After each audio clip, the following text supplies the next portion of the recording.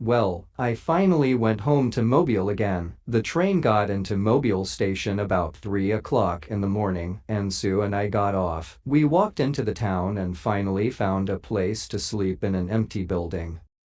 The next morning I bought some breakfast and got Sue some bananas to eat. Then we went to see Mom. She was pleased to see me. Oh, Forrest, she said. You're home at last. Yes, Mom, I said, but I didn't stay long. 2 days later, Sue and I got the bus to Bayou La Batter, where Bubba's parents lived, and I explained to Bubba's daddy about the shrimp business that Bubba and I planned to start after we came out of the army. He listened, and he was very interested, and the next day he took Sue and me out in his little boat to look for a good place to start the shrimp business. It took almost a month to start things up, to get nets and a boat and everything. Finally the day came when Sue and I were ready to go shrimping, and by that night we had hundreds and hundreds of shrimps in our nets. It was the beginning of my shrimp business. We worked hard all that summer and that autumn and winter and the next spring. And after a year, Mom was working for me and Mr. Tribble and Curtis, my old football friend, and Bubba's daddy. At the end of that year, we had $30,000. Everybody was very happy, but me. I was thinking of Jenny, of course. I wanted to find her again. And one day I dressed in my best clothes and got the bus to Mobile, and I went to Jenny's mom's house. Forrest Gump, she said when she saw me. Come on in. Well, we talked about Mom and the shrimp business and everything. Then I asked about Jenny. I don't hear from her very often, she said. I think they live somewhere in North Carolina now.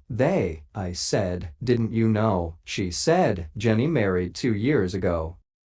Why wasn't I ready for that news? I don't know, but I wasn't. And part of me seemed to die when I heard it. But Jenny only did what she had to do. Because I'm an idiot. A lot of people say that they married an idiot, but they don't know what it's like to marry a real one. I cried that night, but it didn't help. I'm just going to work hard, I told myself. It's all I can do. And I did. And at the end of that year we had $75,000.